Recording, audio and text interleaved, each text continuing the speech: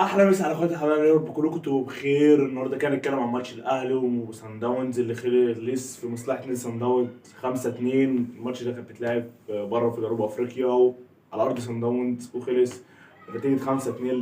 للاسف الشديد نادي الاهلي خسر 5-2 من صن داونز. هنحكي كل حاجه ونقول كل حاجه، وفي كلام بجد، كلام مهم جدا في نهايه الفيديو. فنصيحتي ليك كمل معانا لغايه النهايه وخليك لغايه نهايه الفيديو، ان الفيديو بجد يهمك جدا، والكلام كله مفيد ان شاء الله وهيفيدك ان شاء الله. فخليك معايا لغايه النهايه، ويلا بينا على الفيديو على طول.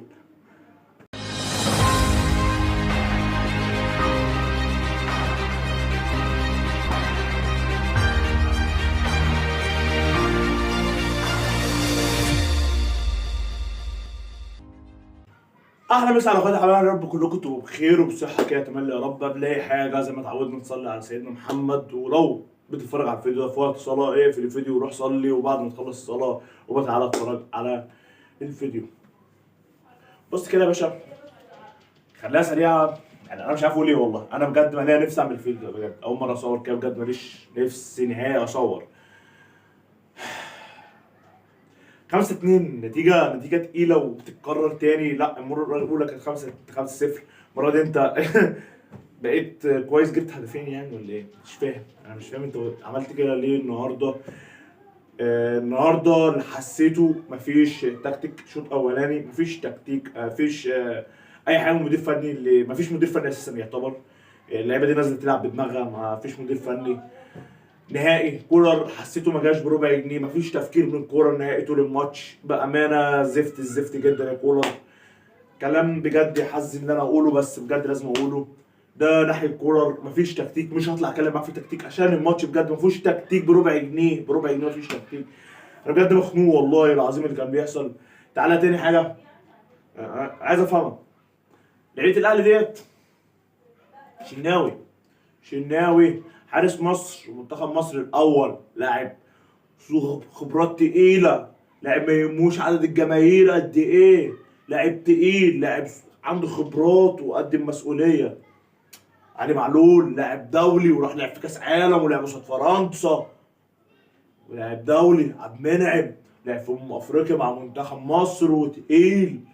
ياسر ابراهيم له قديم في الاهلي وتقيل. محمد هاني راح كاس عالم انديه وبرضه راح منتخب مصر وحاجه تقيله، متعود على الاجواء التقيله. وسط الملعب عندك ديانج، عيل بيروح منتخبه وتقيل في منتخبه، وعيل وسط ملعب تقيل. حمدي فتحي نفس الكلام، التاو نفس الكلام، طاهر نفس الكلام، محمد شريف. الاجواء ديت ما تخوفكمش. انتوا مش عيال صغيره بتلعب عشان تخافوا. الاجواء ديت انتوا متعودين عليها. الاجواء دي بالنسبه لكم زي صباح الخير، صباح النور. مش دي الاجواء اللي تخليكم تنزلوا في ارض الملعب خايفين. انتوا في الدقيقه كام يا باشا كان داخل فيكم جول؟ انتوا في الدقيقة الثالثة يا باشا كان داخل فيكم جول. في الدقيقة الثالثة كان داخل فيكم الجول الأولاني. ياسر وإبراهيم، ياسر وعبد المنعم مش عايزين يضغطوا، بيتفرجوا.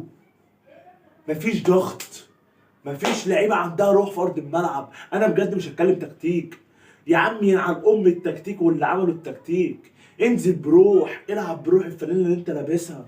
خاف على الجماهير اللي أنت هتنامها النهارده زعلانة.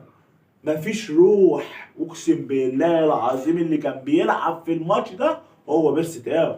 والله العظيم هو اللي كان بيلعب. يعتبر هو اللي صنع الجول الاولاني. خلي بالك ان هو اللي راح ضغط، هو اللي خلى الراجل يغلط، يبازيها غلط، فكان دوس ده محمد شريف جاب جول.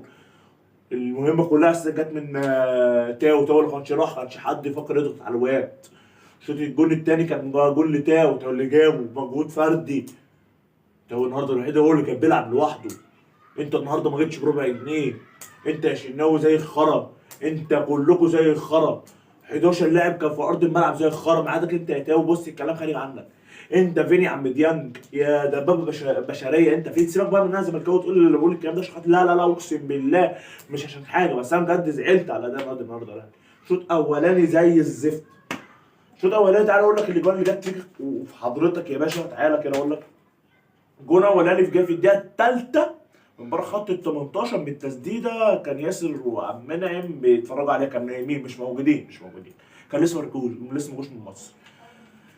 جول للاهلي محمد شريف في الدقيقه 13 من بره خط ال 18، اللي لسه قايل له دلوقتي ان هو كان ضغط من بيرسي تاو، وكان دوس هو اللي بظاه وشريف سجل الهدف. جول سان داونز الدقيقه 40 من جوه خط ال 18، الكوره اترفعت عرضيه، محمد عبد المنعم مغطي الاوفسايد الباشا، نايم وجايب اللحاف مغطي الاوفسايد، بدل المفروض انت اخر واحد المفروض تطلع تجري عشان تخلي الاوفسايد مفتوح واللاعب يكون اوفسايد، بدل ما انت تخيط الاوفسايد وتخليه يجيب جون. جون جه في الدقيقه 40 من عرضيه وعلم. المهم لوكا من الركنيه، مش عارف اقول ايه والله. كان انتهى الشوط الاولاني كده بنتيجه 2-1، ونهايه الشوط الاولاني كان الاستحواذ للنادي الاهلي 26. هتقول لي 26 ماشي، ممكن تبقى 26 ل 30، 26 ل 40، لا 26 ل 74. 26 نادي الاهلي، نادي سان داونز 74. هتقول لي ده صحيح، ده لازم، ده انتوا بيلعبوا على ارضهم يعني، وهم اكيد اللي معاهم الكوره.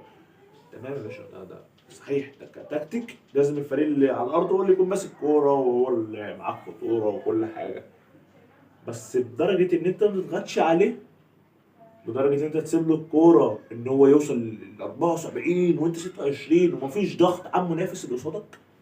لا لا لا، مستحيل، مستحيل حد يقنعني بحاجه زي دي.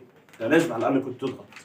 ما نيلتش اي حاجه يا كولر، انت واللعيبه، ما عدا تاو، ما عدا يا باشا تاو، ما عدا يا باشا تاو. كل ده كان شوط اولاني، كل كلامي اللي قلته ده شوط اولاني. تعالى كده بقى الشوط الثاني يا صاحبي. بدأنا الشوط الاولاني تبديلة احمد عبد القادر اللي ما حسيتش بيها، حسيت له ما نزلش اساسا. وطاهر انا بحبك يا طاهر برضه، ما حسيتش بيك الشوط الاولاني النهائي. فتبديلة حسيتها ليا بلا فايده، بلا اي حاجه. قفشه وكنتوسي، ليك فتره قفشه كان مستواك زي الزفت. نزلت الشوط الثاني، انا رايي ان انت لو كنت بدات الشوط الاولاني بنفس المستوى اللي عملته في الشوط الثاني كنت تغير النتيجه، والله العظيم كنت تغير النتيجه. كان على الاقل قدامك 90 دقيقه كنت تلعبهم كاملين، كنت تقدر تغير النتيجه يا قفشه. انت نزلت، مش هقول لك مستواك رجع، بس انت نزلت لعبت بروح يا جدع. كفايه دي، نزلت لعبت بروح، خايف على التيشيرت اللي انت لابسه، خايف على الجماهير، نزلت لعبت بروح، كفايه دي. فقفشه ارفع لك القبعه. تعالى بقى يا صاحبي اقول لك الاجوان اللي جت في الشوط الثاني ايه. جون قبل ما نخش على الاجوان، التبديلات دي حصلت في بدايه الشوط الاولاني قبل اللعيبه ما تسنتر وقبل ما تبدا الشوط الاولاني. الجون الثاني بتاع النادي الاهلي، جون التعادل، كان تاو اللي جابه في الدقيقه 61. الدقيقه 61 سجل تاو جون التعادل من مجهود فردي. هو خد الكوره مرقص، عدى راح شاط حطها زي ارطوف البعيده، بس من جوه خط ال 18 وحط الجون. عاش يا تاو، عاش يا تاو، 10 من 10 تاو، بس لسه هنيجي لمرحله التقييم دي في الاخر.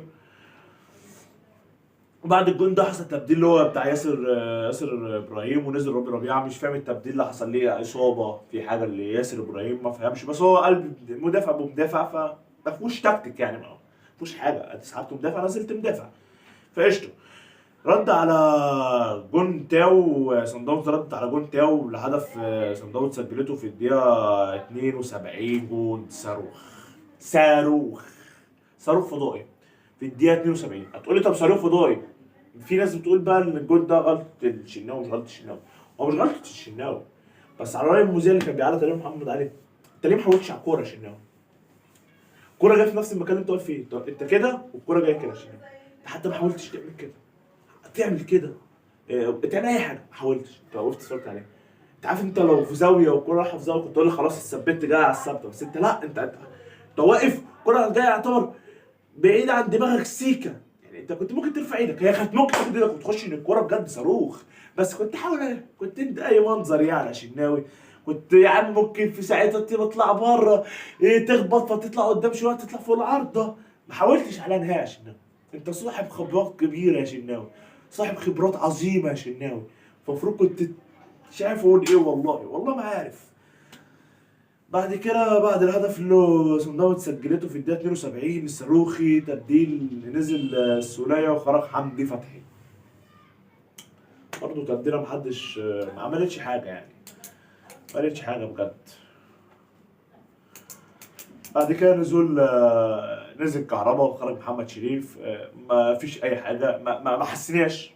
هو مفيش غير التبديله بس اللي حسينا بيها بتاعت قفشه. بعد كده سان داونز جابت الجون في الدقيقه 87، الجون الخامس جه في الدقيقه 87. انا مش عارف، انا مش عارف، انا بجد مش عارف. انت عندك فرصه، عندك فرصه، عندك فرصه ان صن داونز تكسب الهلال، وبعد ما تكسب الهلال تروح انت تكسب الكوت الكاميروني في ارضه، ومن بعد الكوت الكاميروني تكسب الهلال تصعد. في الحاله دي هتصعد.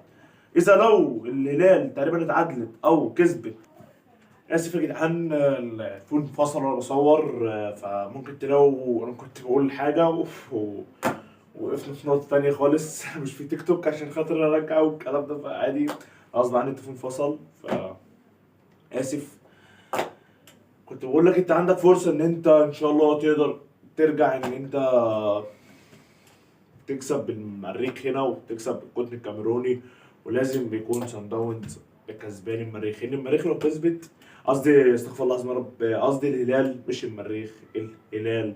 المريخ ده في مجموعه نادي الزمالك، قصدي الهلال المريخي، المريخ السوداني ولا ايه؟ المريخ الهلال، مش عارف ليه ملخبط يا جدعان، بس والله العظيم كنت ده بسبب الضايقان اللي ده على النادي الاهلي يعني والله. انت لو كسبت الهلال هنا وكسبت الكوت الكاميروني تقدر تصعد، بس لازم يكون كمان نادي سان داونز كسبان الهلال، ان الهلال عنده 9. الهلال لو كسب سان داونز هيبقى عنده 12، وهتيجي وهيكون عنده 12، فانت هتروح تكسب الكوت هيكون عندك 7. تيجي تكسب الهلال هنا هيكون عندك 10، فالهلال هيكون فرق عنك بنقطتين. سان داونز اكيد 100% هيكسب القطن، يعني ده اكيد مش محتاج كلام، هيكسب القطن الكاميروني. سان داونز بدل ما يكون عنده 10 هيكون عنده 13، فهيصعد اول، وبعدين الهلال، بعد كده انت التالت، فمفيش تالت بيصعد. فانت لازم تستنى فرصه ان سان داونز تكسب الهلال المريخي، المريخ السوداني ولا المريخي، المهم تكسب الهلال وخلاص. اهم حاجه تقييم للعيبه، مفيش تقييم بجد، مش هقيم حد عشان اللعيبه، ده كان زي الزفت، ما عدا تاو وقفشه نزل الشوط التاني عمل شكل حلو جدا بعد اللاعبين دولت وبس. عجبك فيديو النهارده، متنساش اللايك والشير والسبسكرايب، ويلا سلام.